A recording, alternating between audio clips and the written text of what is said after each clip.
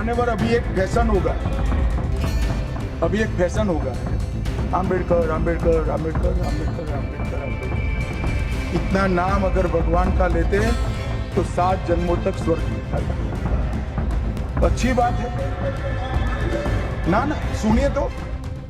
नमस्कार और एक बार फिर स्वागत है आप सभी का न्यूज गंगा पर और मैं हूं आपके साथ निशा भारद्वाज। अमित शाह की बेशर्मी पर चंद्रशेखर की तलवार तैयार, अंबेडकर अपमान पर होगा अब हिसाब।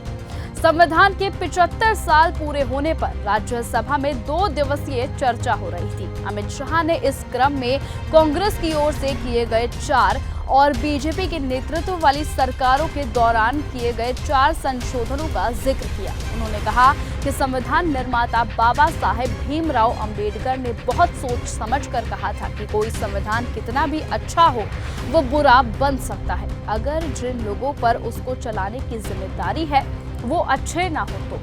उन्होंने कहा कि उसी तरीके से कोई संविधान कितना भी बुरा हो वो अच्छा साबित हो सकता है अगर उसे चलाने वालों की भूमिका सकारात्मक और अच्छी हो तो। उन्होंने कहा कि पहले प्रधानमंत्री जवाहरलाल नेहरू के समय संविधान में पहला संशोधन किया गया और उसमें 19A जोड़ा गया। शाह ने कहा कि ये संशोधन अभिव्यक्ति की आजादी पर अंकुश लगाने के लिए किया गया।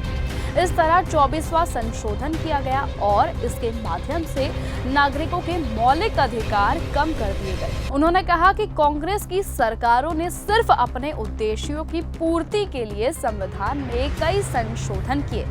अमित शाह ने बताया कि बीजेपी ने 16 साल देश पर शासन किया और उसने 22 बार संविधान में संशोधन किया। वहीं अब कांग्रेस ने 55 साल में 77 बार संविधान में परिवर्तन किया।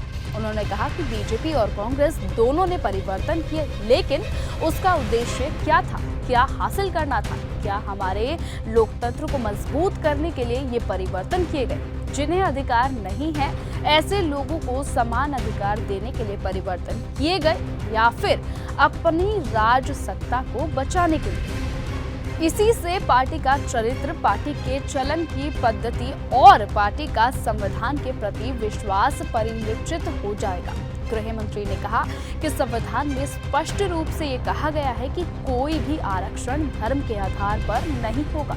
कांग्रेस सिर्फ 50% की सीमा बढ़ाकर मुसलमानों को आरक्षण देना चाहती है। शाह ने आगे कहा कि आज एक बार फिर सदन में जिम्मेदारी के साथ ये कहता हूं कि जब तक बीजेपी के पास एक भी सांसद है हम धर्म के आधार पर आरक्षण की अनुमति नहीं देंगे। अब ये तो हो गई अमित शाह के बयान की बात, लेकिन उनका ये बयान विपक्ष को कुछ खास रास नहीं आया और उनकी आलोचना करने के साथ साथ ही विपक्ष ने पूरे देश के सामने अमित शाह से माफी मांगने की मांग अब खड़ी कर दी है।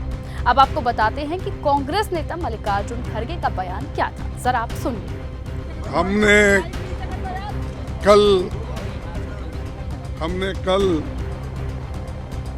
एक कोशिश की कि जब हमारे अमित शाह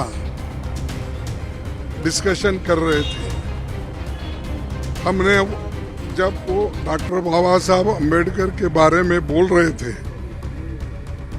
उन्होंने ये कहा था कि आप लोग अम्बेडकर अम्बेडकर 100 बार पुकारते हो, उतना ही अगर आप 100 बार भगवान का नाम अगर लेते तो आप 7 बार स्वर्ग में जाते थे। यानी बाबा साहब अम्बेडकर का नाम लेना ये गुनाह है और उनकी बनाई हुई संविधान को विरोध करना उनकी मंशा थी। यानी वो क्या बहुत बड़े आदमी थे?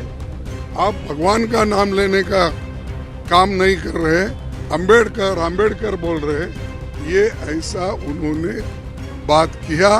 तब मैंने हाथ उठाया, तब उनको ईल्ड होने के लिए कहा, लेकिन मुझे वो मौका नहीं मिला। हालांकि उसी वक्त मैं ये उठाकर गड़बड़ करना चाहता था, लेकिन जब पार्लियामेंट चल रही थी तो हम सभी लोग मिलकर इसके लिए जो कोऑपरेट करके डिस्कशन बाबा साहब अम्बेडकर के संविधान पे हो रहा है, तो इसीलिए हम वो उस वक्त खामोश बैठे।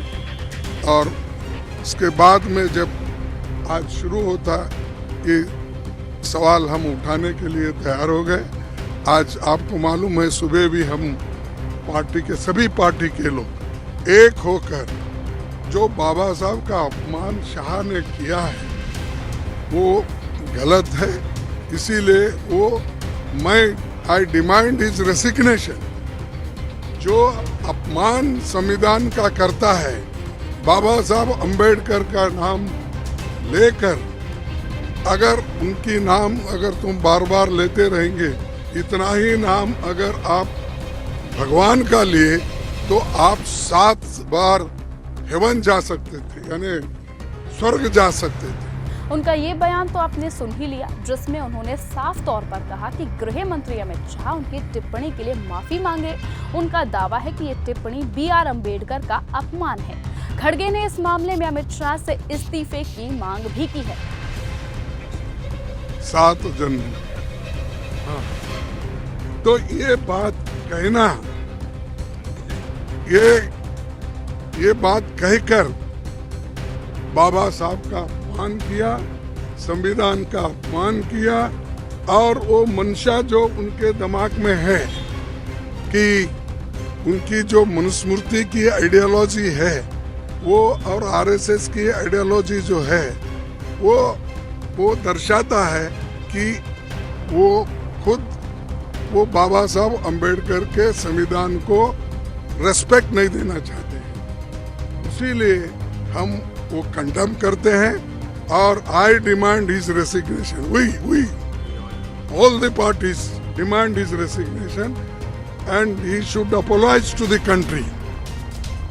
और वो अपना काम करना चाहिए उन्होंने, और इस ढंग से अगर वो बात करते रहेंगे सारे हिंदुस्तान में आग लगेगी कि बाबा साहब अंबेडकर का अपमान कोई सहन नहीं करेगा।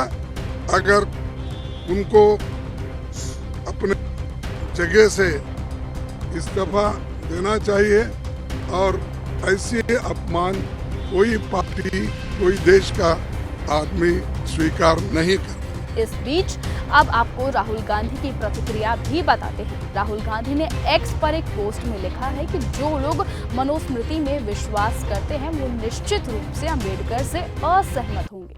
उन्होंने कहा कि मनुस्मृति को मानने वालों को अंबेडकर जी से तकलीफ बेशक होगी ही। इस पर अब तेजस्वी यादव ने भी अपनी प्रतिक्रिया दी। तेजस्वी यादव ने भी पोस्ट किया और कहा कि बाबा साहेब अंबेडकर के चाहने वालों को स्वर्ग नहीं स्वर ही अवश्य चाहिए। संविधान के शिल्पकार के प्रति ऐसी घृणित सोच बीजेपी और RSS की पाठशाला से ही पनपती है। इन्हीं सब के बीच अब चंद्रशेखर आजाद भी सामने निकलकर बाहर आए हैं और उन्होंने अपनी तलवार अब अमित शाह पर लटका दी है। चंद्रशेखर आजाद ने भी सोशल मीडिया साइट X पर पोस्ट कर कहा कि गृह मंत्री अमित शाह का ये बयान परम पूज्य बाबा साहेब अंबेडकर की ऐतिहासिक योगदान और सामाजिक न्याय के लिए उनके संघर्ष का अपमान है। परम पूज्य बाबा साहेब भीमराव अंबेडकर जी का नाम लेना कोई फैशन नहीं, बल्कि समानता, स्वतंत्रता और सामाजिक परिवर्तन की उस क्रांति का प्रतीक है जिसने करोड़ों दबे कुचले लोगों को न्याय और अधिकार दिलवाया है। अंबेडकर को भगवान के नाम से तुलना करना उनकी विचारधारा की गहराई और संविधान निर्माण में उनके योगदान को कमतर आंकने का ये प्रयास है। ये न केवल असंवेदनशीलता बल्कि सामाजिक एकता और लोकतांत्रिक मूल्यों के प्रति अनादर का परिचय है। ये अक्षयमय है। भारत रत्न बाबा साहेब अंबेडकर जी को मानने वाले इस अपमान का बदलाव जरूर लेंगे, मेरी बात को याद रखना, ऐसा चंद्रशेखर आजाद ने अपने पोस्ट में लिखा है। भले ही अमित शाह जी के लिए बाबा साहब अम्बेडकर कोई बहुत मायने ना रखते हो, लेकिन इस देश के करोड़ों वंचितों शोषितों महिलाओं के मुक्तिदाता हैं बाबा साहब अम्बेडकर। और जहाँ तक मैं समझता हूँ उन्होंने जो कार्य किए हैं उनका योगदान भुलाया नहीं जा सकता। किसी को मजबूरी में और किसी को ज़रूरत में बाबा साहब अम्बेडकर का नाम लेना ही पड़ता है।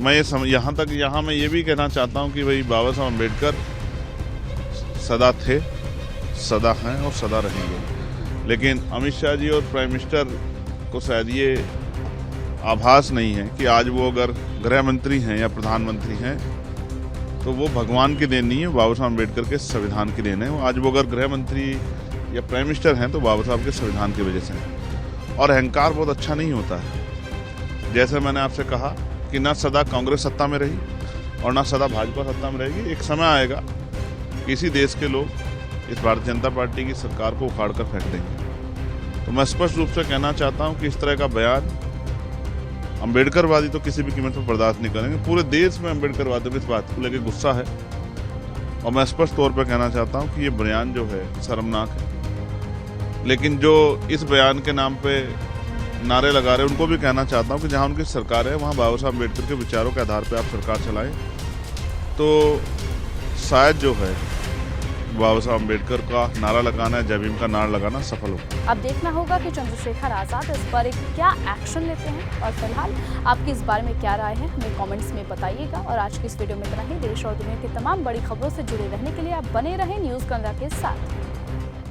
ऐसी ही खबरों को सुनने और देखने के लिए सब्सक्राइब करना बिल्कुल मत भूलिएगा चैनल न्यूज़ गंगा। खबरें अच्छी लगी तो लाइक का बटन दबाना बिल्कुल मत भूलिएगा। कमेंट बॉक्स में टाइप भी कर सकते हैं और हाँ, शेयर करना भी बिल्कुल मत भूलिएगा।